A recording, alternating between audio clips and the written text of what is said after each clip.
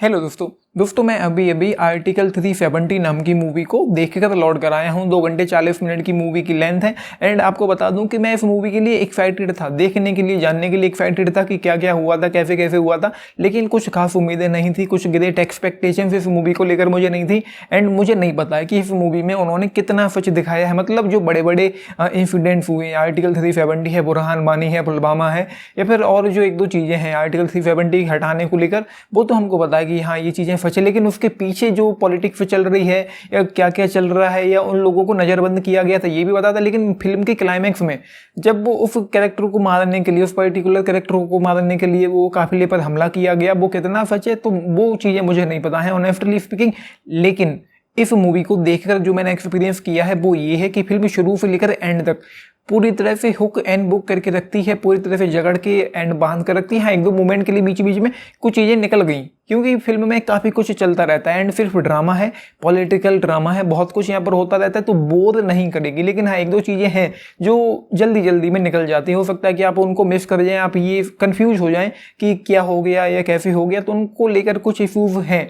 And एक चीज़ और है, मुझे बहुत ज़्यादा डिटेल में नहीं पता है कि ये जो कॉन्स्टिट्यूशन को लेकर ये सब क्लॉज थे या और जो चीज़ें हैं, जैसे सब क्लॉज डी था उसको डिलीट किया गया एंड उसके डिलीट होने को लेकर या हटाने को लेकर या ना हटाने को लेकर क्या क्या चीज़ें थी, किस तरीके से चीज़ें थी, उनको और ज़्यादा एक्सप्लेन करके दिखाया जाना चाहिए। तो मुझे ऐसा लगता है, क्योंकि मैं गाँव नागरिक हूँ, मुझे इन सारी चीज़ों के बारे में बहुत अच्छे से नहीं पता है एंड क्या क्या हो रहा है या उनके होने से या ना होने से या किस किस कौन सी चीज़ों से।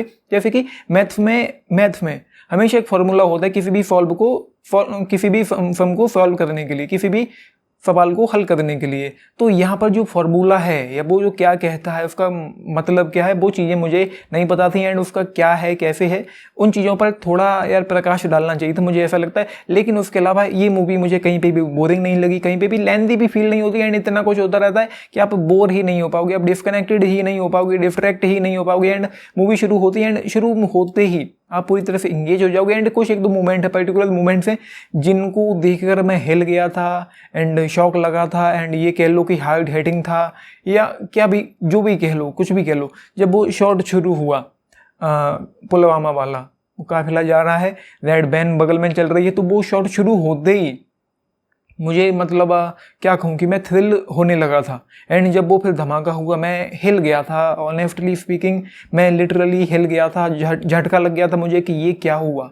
एंड फिर इंटरवल वाला वो शॉट था एंड वो सारी चीज़ें। फिर एक सीन में यामी गौतम का जो कैरेक्टर है वूनी हक्सर, वो कहती भी है कि वहाँ से बॉडीज तक बरामद नहीं हो पाई थी पुलवामा वाली जो शहीदों की, उनकी खाली ताबूत आए थे पाकिस्तान से एंड उनको सलामी वगैरह दी गई थी। वो जो चीज़ें थी वो मतलब काफ़ी ज़्यादा हार्ड हिटिंग थी। एंड इस मूवी में मुझे कई बार, इसको देखते हुए मुझे कई बार गूफ बम्स भी आए। जब वो पता चला कि आर्टिकल 370 हटाने को लेकर जो चीज़ें हैं वहाँ पर गूफ बम्स आते हैं। एंड कुछ मूवी में इंटेंस थ्रिलर वाले मूवमेंट्स भी हैं, जैसे कि वूनी हक्सर का जो कैरेक्टर है उसका एक साथी है वसीम। ये लोग कश्मीर में जाते हैं, कोई मुझे एग्जैक्ट शब्द याद नहीं आ रहा, लेकिन कोई लाइब्रेरी टाइप की थी या कुछ ऐसी चीज़ें थी जहाँ पर पुराने दस्तावेज रखे हुए थे हाई सिक्योरिटी में, वहाँ पर हर कोई नहीं जा सकता था। तो वहाँ पर एक दो मूवमेंट थे, जैसे कुछ गिरा था, आवाज़ हुई थी एंड वो लोग चोरी छुपे अंदर घुस जाते हैं। फिर वो चीज़ें कुछ इंटेंस थ्रिलर टाइप की चीज़ें होती, बहुत ज़्यादा सस्पेंस बिल्ड हो जाता है। लेकिन उसके अलावा राइटिंग को लेकर, पेसिंग को लेकर, ट्रीटमेंट को लेकर, ड्रामे को लेकर काफ़ी अच्छी है। एंड जैसा कि मैंने पहले कह भी दिया है कि मुझे नहीं पता कि इस फिल्म में उन्होंने जो छोटी छोटी चीज़ें हैं जो हम लोगों तक नहीं पहुंच पाती हैं या जो शायद कश्मीर के लोगों ने ही देखा होगा या सच था या नहीं था, वो मुझे नहीं पता कि कितना सच था। लेकिन एक फिल्म जो मैंने देखी है, जो मैंने एक्सपीरियंस किया है, वो तो मतलब ऑसम था, कमाल का था, ट्रीट टू वॉच था। एंड मैं हमेशा से ही बहुत ज़्यादा, मैंने पढ़ा नहीं है, ढूंढने की कोशिश भी करी है कि कश्मीर में कब क्या हुआ था, कैसे हुआ था। जितना मुझे पता चला था वो बहुत ज़्यादा इंटरेस्टिंग था। एंड फिर ये फिल्म इसी वजह से मैं एक्साइटेड था मूवी को देखने के लिए। लेकिन एंड मैंने आज जो देखा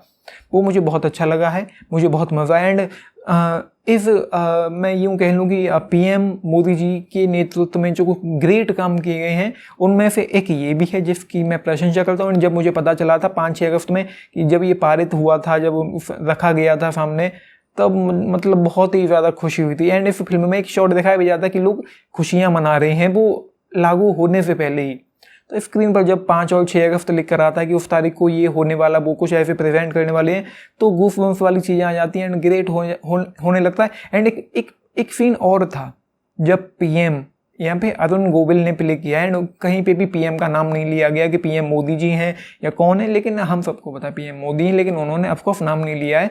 तो अरुण गोविल जो पीएम है वो होंडा अमेज गाड़ी में अपने हाउस में जाते हैं, प्राइम मिनिस्टर हाउस में वो जाते हैं होंडा अमेज गाड़ी में, कोई सिक्योरिटी एंड पुलिस वाला रोकता है एंड जब वो शीशा नीचे होता है उसके जो झटके लगते हैं, उसको जो झटका लगता है एंड वो झटका मुझे भी लगा था।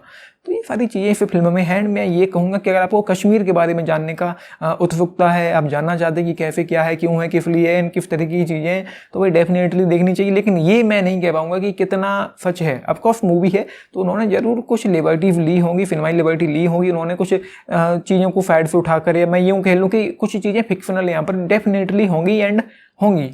तो ये सारी चीज़ें, बाकी कैरेक्टर्स काफ़ी ज़्यादा इंटरेस्टिंग है। जैसे प्रिया मनी का जो कैरेक्टर राजेश्वरी स्वामीनाथन एंड उसके अलावा एक कैरेक्टर और है, तो कुछ चीज़ें हैं काफ़ी अच्छी हैं इस फिल्म में, तो डेफिनेटली देखी जानी चाहिए, काफ़ी मजा आएगा। एंड वो जो कैरेक्टर था चौहान था जो पुलवामा में ख़त्म हो गया था, वो कैरेक्टर को लेकर आपको काफ़ी दुख फील होगा। बाकी जो 40 जवान शहीद हुए थे वो हुए थे, लेकिन उस पर्टिकुलर कैरेक्टर को यहाँ पर काफ़ी अच्छे से बिल्डअप किया गया था।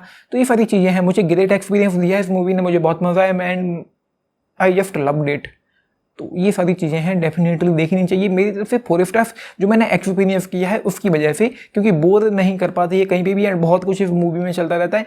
तो कश्मीर के बारे में जानना चाहते हैं या पॉलिटिकल वाली जो चीज़ें होती कैसे कैसे क्या क्या होता है, तो भाई मुझे लगता है कि डेफिनेटली देखनी चाहिए। लेकिन अगर आपको कोई एक्शन थ्रिलर टाइप की मूवी चाहिए जिसमें बहुत तगड़ा मसाला हो या कुछ उस तरह की कोई ग्रेट चीज़ें हो, जिसमें कोई बहुत ज़्यादा एक्साइटमेंट हो या इंटेंसिटी हो, तो वो ऑफकोर्स यहाँ पर नहीं है। एक पॉलिटिकल ड्रामा फिल्म है जिसमें बहुत कुछ भी है एंड आखिर में एक एक्शन सीक्वेंस भी है। तो 4 स्टार आउट ऑफ 5 इस मूवी के लिए मेरी तरफ से 10 में से अगर आप पूछें तो 8 जरूर देखनी चाहिए, चाहे तो फैमिली के साथ ऑफकोर्स देख पाएंगे। बाकी लाइक शेयर सब्सक्राइब भी करना चैनल को, वीडियो को एंड आपने मूवी देखी है तो लिख के बताना आप लोगों को इस पर क्या टेक है। So this is Nitish signing off, thank you. And yes दोस्तों, परफॉर्मेंसेज तो भाई आउटस्टैंडिंग परफॉर्मेंस बाई एवरीवन, मतलब प्रिया मनी हो या अमी गौतम हो, अरुण गोविल हो या कोई भी हो जिन एक्टर्स की कैरेक्टर्स की मुझे नाम भी याद नहीं, तो परफॉर्मेंसेज लगभग सभी ने अपनी अपनी बहुत अच्छी दी है। मतलब कोई भी परफॉर्मेंस को लेकर डिसअपॉइंट नहीं कर पाया मुझे, कहीं से भी ऐसा नहीं लगा कि ये कैरेक्टर मतलब ज़्यादा ओवर एक्टिंग कर रहा है या एक्टिंग नहीं कर पा रहा है। तो ये चीज़ें हैं। कैरेक्टर्स के कुछ नाम भी बदले गए हैं, जैसे बुरहान वानी का नाम तो असली था ही था, लेकिन महबूबा मुफ्ती का नाम यहाँ पर कुछ बदल के दे दिया गया था। तो इस तरह की चीज़ें हैं। So thank you.